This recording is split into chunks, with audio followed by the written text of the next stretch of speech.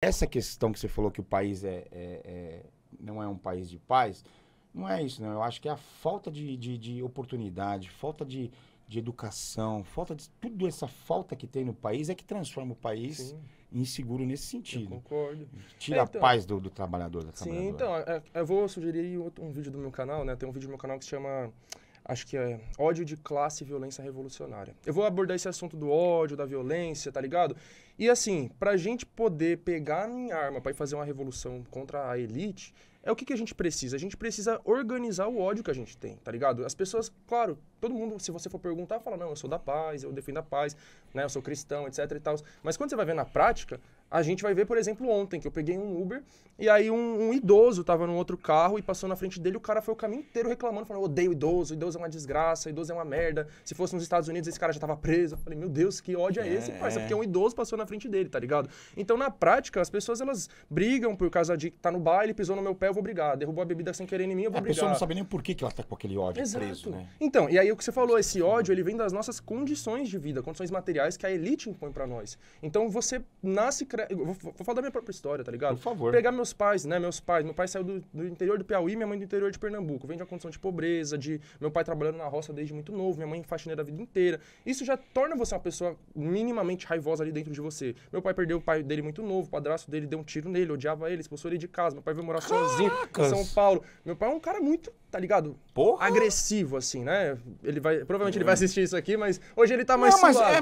mas com essa história, é Então, naturalmente também por defesa, por exato. própria defesa, né? Exato. Aí ele chega aqui nos anos 80, numa condição que era muito pior, a questão da violência, era morte todo dia, etc. A polícia ditadura militar. Batendo ainda pra ditadura. cacete. Aí ele me cria nos anos 2000. Eu nasci na Brasilândia, desde criança. Assim, com menos de 10 anos de idade, eu já tinha sofrido despejo, já trabalhei na feira, ia pra escola, né, passava por preconceitos, etc, etc. Então você vai criando crescendo revoltado, tá ligado? Você fala, mano, que revolta com tudo. Só que quando você não tem entendimento do funcionamento desse sistema, a sua revolta ela vai até 1 metro de distância, ou seja, a revolta ela é imediata contra quem te praticou aquela violência. Então você toma um enquadro na rua, a sua raiva vai ser direcionada para aquele policial, mas a raiva ela tem que ir sistema. A raiva tem que ir pro policial, mas principalmente pro coronel que manda nele, pro cara que falou, ó, você vai fazer o policiamento lá naquela região X, e se você vê alguém com perfil tal, você enquadra. Aí a revolta ela tem que ir pro secretário de segurança pública, que é quem comanda aquelas polícias, a raiva tem que ir pro governador, a raiva tem que ir pros ricos que financiaram a campanha daquele governador e permitiu que ele se elegesse, as mídias que fizeram ele ser mais conhecido pela população do que o outro candidato. Então tem tanta gente aí que a gente tem que ter revolta, que é justamente o sistema. Mas quando a gente não tem esse entendimento de o que é o sistema, quem é o sistema, a revolta ela vai se limitar ao policial que me enquadrou, ao meu pai que me bateu, à professora que me ofendeu ali, ao funcionário da Fundação Casa que deu um tapa na minha cara, etc. Então a revolta ela fica limitada, muito pequena. E aí a gente fica com essa revolta dentro de nós, vai pro baile, alguém pisa no seu pé, você já sai na mão. É o que acontece aqui em São Paulo. Em outros lugares que eu já fui, eu não vejo isso acontecendo tanto. Mas aqui em São Paulo, as pessoas são muito revoltadas, tá ligado? Por quê? Maior cidade do país, 12 milhões de pessoas vivendo uma pobreza absurda. Todo mundo querendo ser milionário Exato. da noite pro dia, todo mundo precisando ser milionário porque estão colocando isso na cabeça, né? Exato, não tem uma praia pra você tirar um lazer, não tem lazer nenhum, tá ligado? Enfim, então as Quem pessoas aqui elas produz são não muito recebe revoltadas. Exato. o que deveria receber. É a cidade mais rica da América Latina, com uma massa de pessoas pobres, 52 mil pessoas em situação de rua, etc, etc, etc. Então, o que eu falo nesse vídeo? É normal a gente estar revoltado. É impossível você viver nessas condições que eu falei agora e não ser revoltado. A gente também não pode chegar com esse discursinho de tipo, ah, não, seja manso, pacífico, suporte a cruz que Deus te deu. Não, não é suportar essas desgraças. A gente tem que fazer alguma coisa contra isso. Mas tem que ir na raiz, né? Exato. E aí, o que a gente faz? A gente tem que, primeiramente, identificar quem é que está causando esses problemas. Por que existe a favela? Sempre existiu favela? Não. A favela ela surge a partir da falsa abolição da escravidão, que não fez reforma agrária, não deu moradia para a população negra. Só pegou e largou todo mundo na rua e falou, ó, se vira. Exato. Ela Já teve que ir você era meu escravo, agora periferias. também dane-se você na rua. Já que você não Isso. pode ser meu escravo, nem comida eu vou te dar. Então, aí quando a gente descobre isso, a gente para e pensa, beleza, então eu descendo dessas pessoas que foram escravizadas. E quem são os descendentes de quem escravizou? Eles estão aí até hoje. Eles estão nas mansões, eles estão nos E o condomínios. pior, né, que na verdade são a minoria. São uma minoria minúscula. Hoje no Brasil é minoria. O branco é minoria no Brasil, né? Sim. O homem é minoria no Brasil. Então, né? e quando a gente Então- fala do homem branco rico, é 1% assim, da população. então- Essa elite que eu tô falando é 1% da população que controla 99%.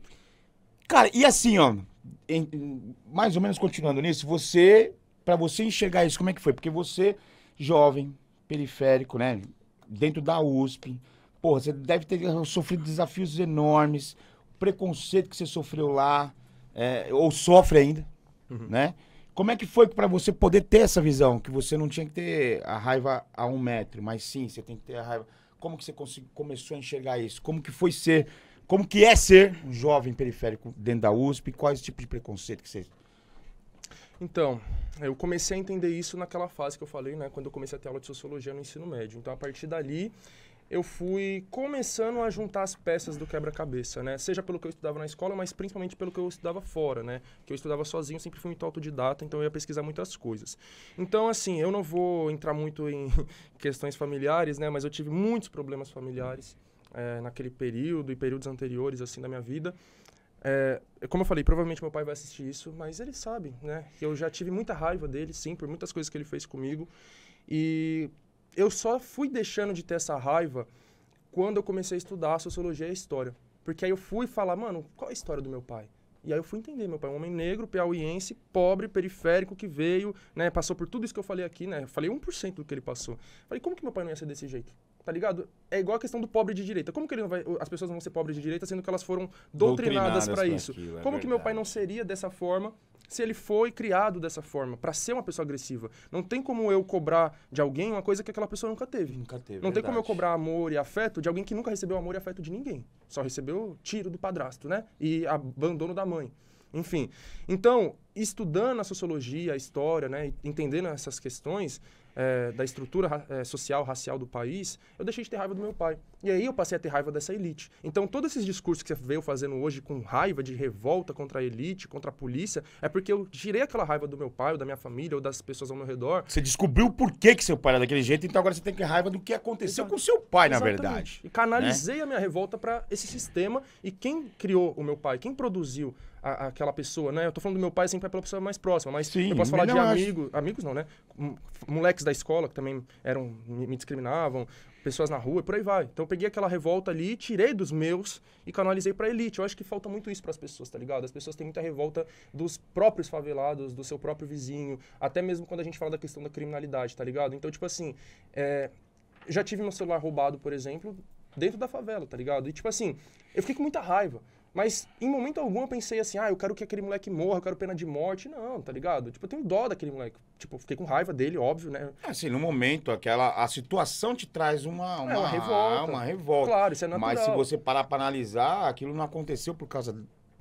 tem toda uma condição social ali, criou aquilo. Né? Que, tipo assim... E os ricos que estão aí roubando milhões, ou sonegando... Bilhões! Ou então recebem joias de presente. Né? No dia em que a gente pegar a nossa revolta, canalizar contra eles, tirar esses bilhões que estão na mão deles e dividir com todo mundo, ninguém vai perder tempo roubando um celular, tá ligado? Pro moleque arriscar a vida dele roubando um celular, ou vendendo uma coisa na esquina... Pode pegar moeda aí, bicho, que caiu moeda deu pra escutar aqui, tem que pegar aí no bolso. Deixa pro seu Zé. Então, sabe, para uma pessoa se arriscar a ir ali roubar um celular ou vender maconha na esquina, porque, mano, essa pessoa, ela não tem nada a fazer da vida dela, ela não tem uma condição nenhuma na vida dela. Não, e ela tá se arriscando muito, porque ela sabe que se for presa vai ser pior ainda. Então, agora se a gente pega esses bilhões que estão aí acumulados na mão de meia dúzia e divide pra todo mundo, será que ainda vai ter alguém que vai se dar o trabalho arrombado ainda rouba ainda? Um celular, tá ligado? Então assim, né, também não...